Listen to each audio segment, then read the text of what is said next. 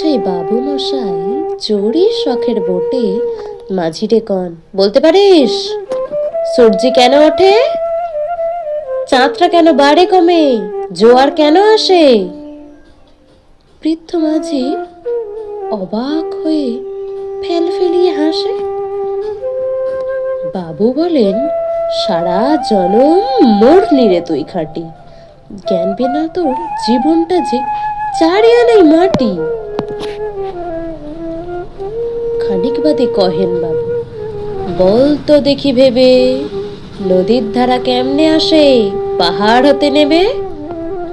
বল তো কেন লবণ পোড়া সাগর ভরা পানি? মাঝি সে কয়, আরে মশাই অত কি আর জানি।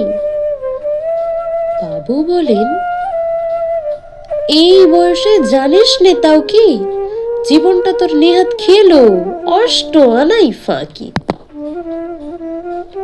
আবার ভেবে কহেন বাবু, বল তো রে বুড়ো, কেন এমন নীল দেখা যায় আকাশের ওই চূড়ো? বল তো দেখি সূর্য চাঁদে গ্রহণ লাগে কেন? বৃদ্ধ বলে, আমায় কেন লজ্জা দিচ্ছেন হেন? বাবু বলেন, বলবো কি আর বলবো তোরে কি তা, দেখছি এখন জীবনটা তোর 12 আনাই বৃথা।